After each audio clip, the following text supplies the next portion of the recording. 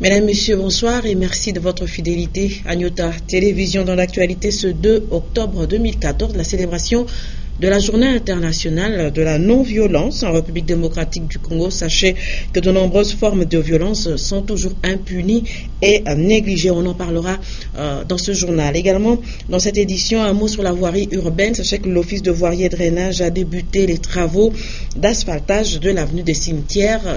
Un compte rendu avec Consola Kanja. Et pour débuter cette édition d'information, sachez que le coup d'envoi a eu lieu ce mercredi, le coup d'envoi de travaux de construction d'un grand complexe commercial sur le terrain du Grand Loineau. Il s'agit d'un showpride dont l'on espère voir les portes s'ouvrir au mois d'octobre 2015. Le gouverneur de province, justement, a lui-même présidé à cette cérémonie. Coupure du ruban symbolique et des coups de pioche donnés simultanément par Moïse Katumbi Chapwe et Preston Petrovic, actionnaires majoritaires du projet, ont marqué le début ce mercredi 1er octobre des travaux de construction du centre commercial Loineau City. Il se voudra moderne sur une superficie de 6 250 mètres carrés avec possibilité de s'étendre sur 15 000 mètres carrés. Il contiendra en son sein un ShopRite sur un espace de 3500 mètres carrés, un parking pour 500 véhicules, des banques et des magasins de prêt-à-porter notamment.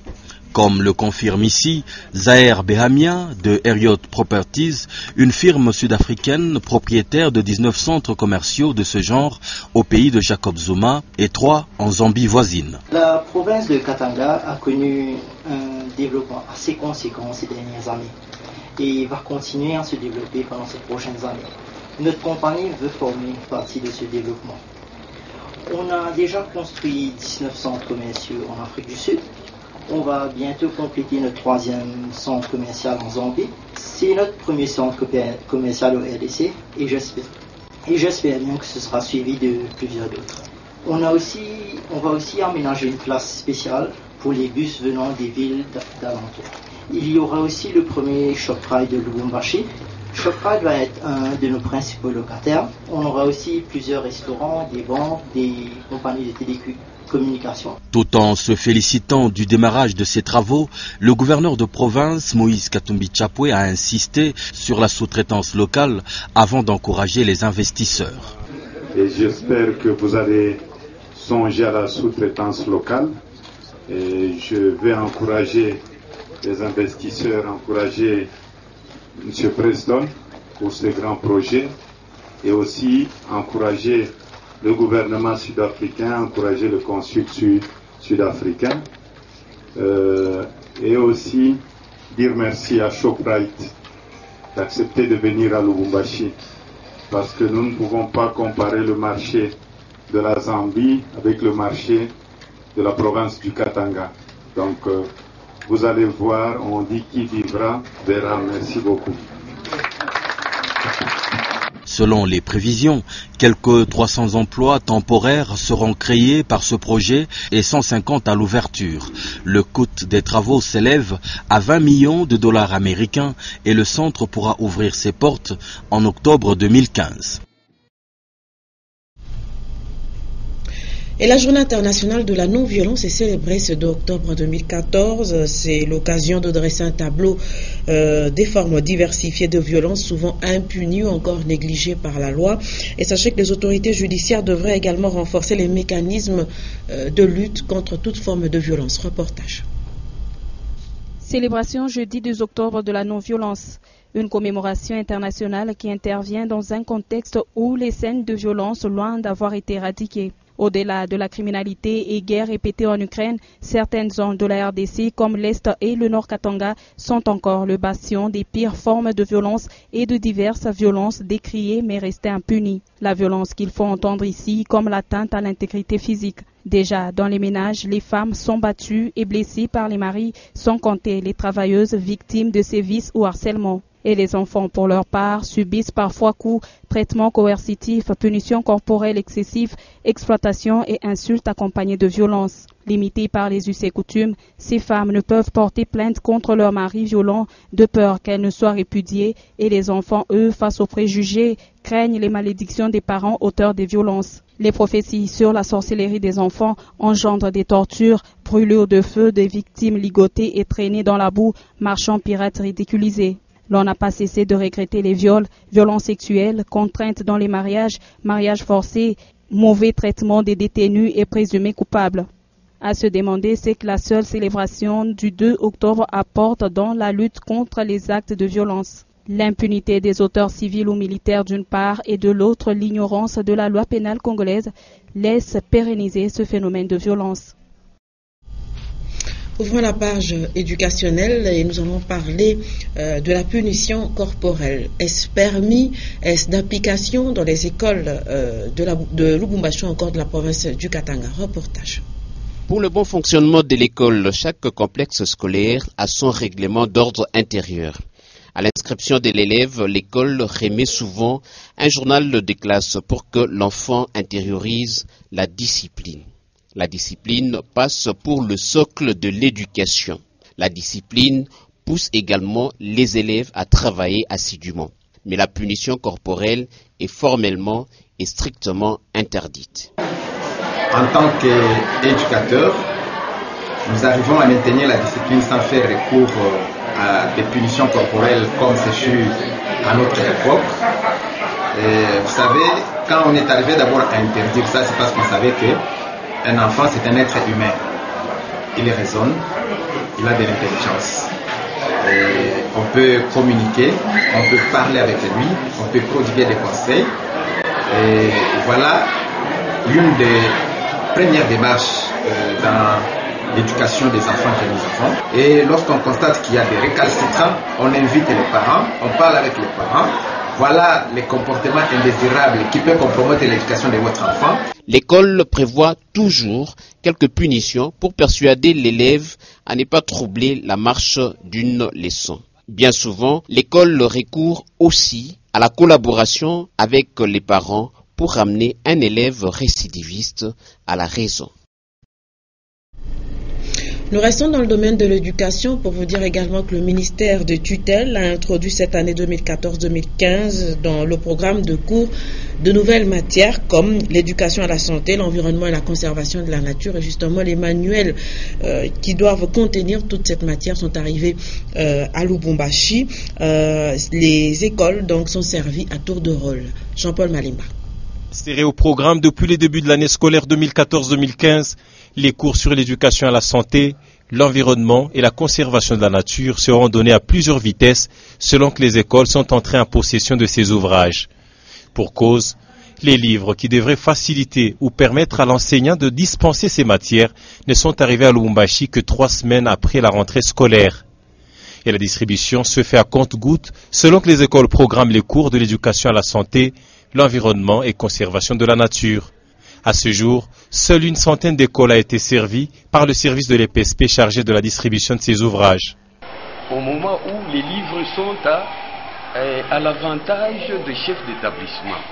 Maintenant, au lieu qu'ils viennent récupérer les livres pour que les enfants aient ces livres, mais ils viennent à compte-gouttes.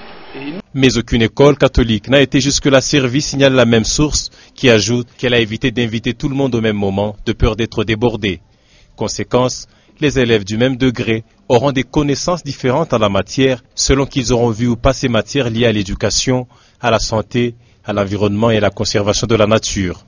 Mais ce retard dans la distribution est à mettre sous le registre de douleurs d'enfantement et pourrait être rattrapé l'année scolaire 2015-2016, si volonté y a de part et d'autre.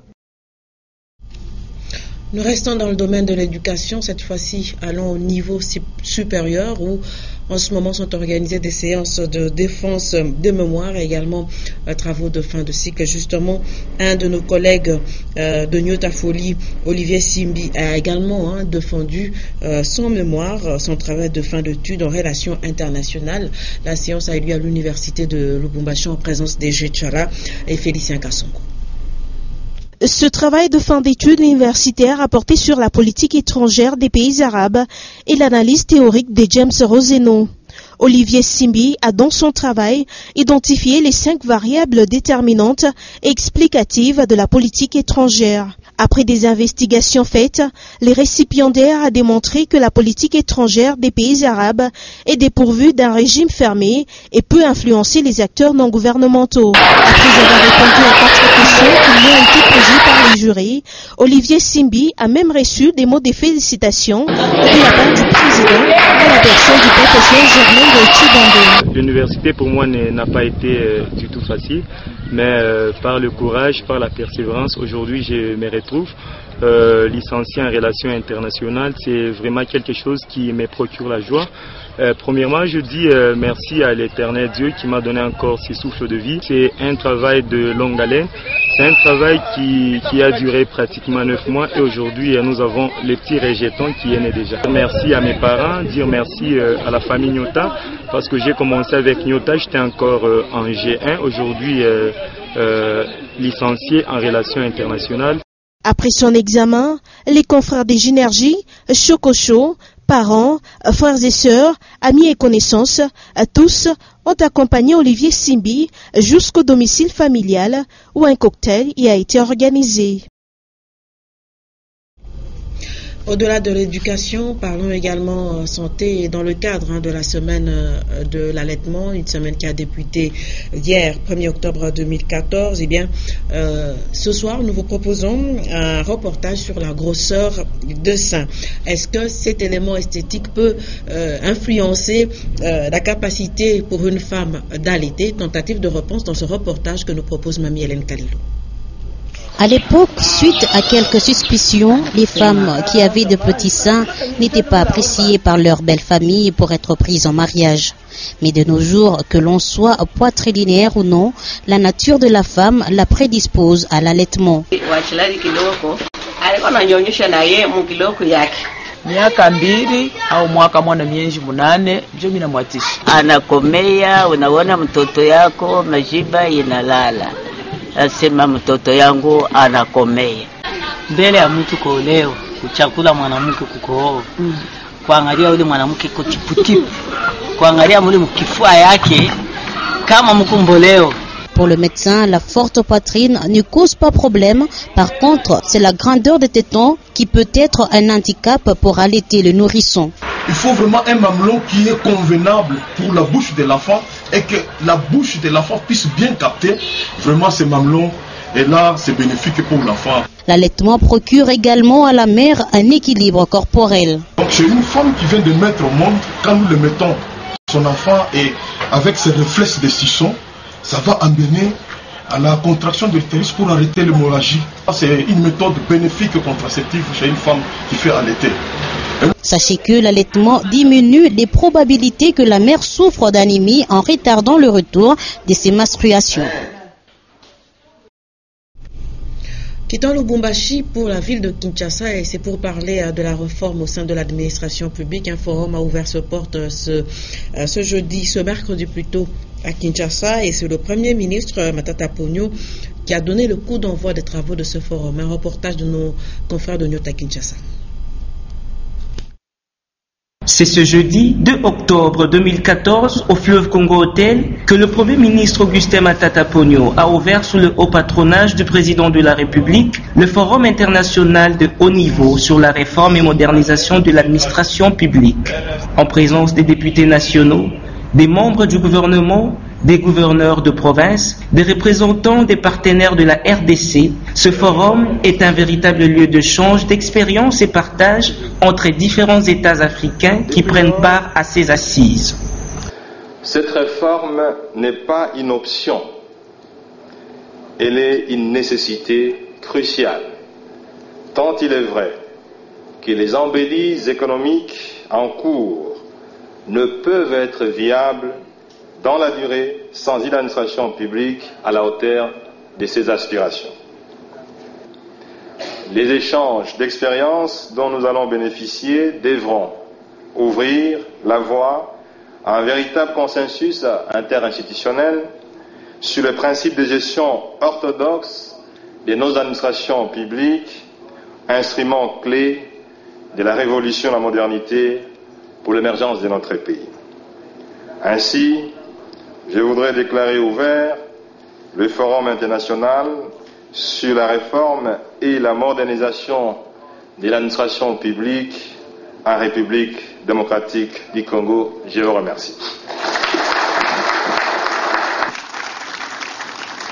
Pour le chef du gouvernement, Augustin Matata Ponyo, la réforme de l'administration constitue donc le point de départ pour la mise en œuvre du programme du gouvernement. La Fédération mondiale des affaires World Confederation of Business a remis un trophée de mérite et quelques brevets aux différents responsables du Grand Caravia Hotel. L'institution hôtelière s'est démarquée dans les services offerts à sa clientèle. Un reportage de Consolat Kanja et Mesha Kaembe. C'est pour la deuxième fois consécutive que le Grand Caravia Hotel se voit décerner un trophée de distinction de la part de la Confédération mondiale des affaires, World Confederation of Businesses, représentée par Nicolas Canavaro. Outre le trophée, des diplômes de mérite ont aussi été remis aux managers des différents départements, à savoir la cuisine et restauration, services, vente, stratégie, réception, et le directeur général Laurent Ortega a reçu celui de leader en business. D'où la fierté pour cet hôtel 5 étoiles qui fait l'exception au cœur du Katanga. Nous sommes en train à ce jour de développer tout d'abord de créer une fondation qui s'appellera Fondation Caravia et qui aura pour but de développer et de faire une caravane qui ira de village en village pour distribuer un produit qui s'appelle Live Straw, qui sont en fait des filtres qui permettront à toute la population d'avoir une eau purifiée à 99,9999, c'est-à-dire quasiment pure, pour aider toutes les populations et tous les chefs de village et tous les villages alentours à avoir une eau pure. C'est pas rien. Quelques agents du Grand Caravia Hotel étaient présents à cette cérémonie pour savourer cet honneur réservé aux rares institutions hôtelières sur le plan international. Parlons parti politique à présent, l'Alliance de forces démocratiques du Congo, Fédération de Lubumbashi, la FDC, vient de faire une bonne moisson. La partie a enregistré une forte adhésion et les nouveaux ont été accueillis au cours d'une cérémonie qui a été organisée au siège du parti en présence de l'autorité morale Bahati Lukwebo. Un reportage d'Antoine Roger Mbouye, Sylvain Moutambaye. C'est une adhésion massive et populaire de nouveaux membres ce jeudi 2 octobre 2014 à l'Alliance de forces démocratiques du Congo, Fédération de Lubumbashi. La manifestation a eu lieu au siège du parti et c'est l'autorité morale, Modeste Bahati Lukwebo, qui en a présidé la cérémonie. Accueillis par les cadres et militants du parti, les nouveaux membres ont été invités par les numéros 1 de la FDC à être porte-parole et défenseurs du projet et idéaux du parti sur l'ensemble de la RDC. Le secret, c'est l'abnégation, c'est le courage, c'est la fermeté. Et le secret, ça signifie, c'est l'ouverture envers la masse qui est prête à adhérer et en train d'adhérer d'ailleurs au sein de notre parti politique. Le président Bahati est fier du travail abattu par les collaborateurs au Katanga.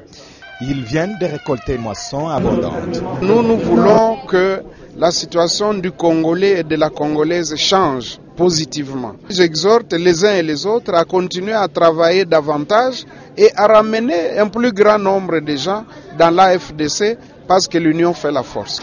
D'où la remise des symboles du parti. Avec cette adhésion massive et populaire à l'AFDC, ce parti prouve qu'il est réellement troisième force au sein de la majorité présidentielle au pays. Et à ceux qui veulent obtenir plus d'informations, ils peuvent consulter le site www.afdcrdc.cd. L'Office de voirie et drainage a débuté la deuxième phase de l'asphaltage de l'avenue de Cimetière. La construction des canalisations évolue également très bien. Le troisième lot est terminé et l'OVD compte achever les travaux du chantier avant la tombée de pluie. Consolat Kanja. Débutés depuis quelques mois, les travaux de réhabilitation de l'avenue des Cimetières au quartier Bel Air dans la commune Kampemba se poursuivent. L'heure est à l'asphaltage du deuxième lot, long de 300 mètres et qui a été amorcé lundi 29 septembre. 250 mètres seulement restent pour que l'Office des voiries et drainage OVD Katanga atteigne l'avenue Savonnier. Et de son côté, la troisième phase des travaux de construction des caniveaux est totalement terminée. Les difficultés, il y en a toujours, sauf que c'est un chantier mécanisé. Les engins peuvent tomber en panne. Nous avons déjà terminé le lot 3, les travaux d'assainissement sont déjà à 90%. Là maintenant, il reste les travaux d'aménagement de la station qu'on va entamer d'ici là. À l'allure où vont les choses, il nous reste 2 à 3 mois d'entamer la saison pluvieuse. Donc on va faire tout pour arriver déjà au niveau de la station. Après cette étape, il sera question d'aménager la partie restante qui mène vers Savonnier avant d'aller au-delà vers la chaussée de Kasenga et terminer ce chantier qui créera une voie secondaire partant de la chaussée de Kasenga jusqu'au cimetière Sapin 2 sur victime de la rébellion.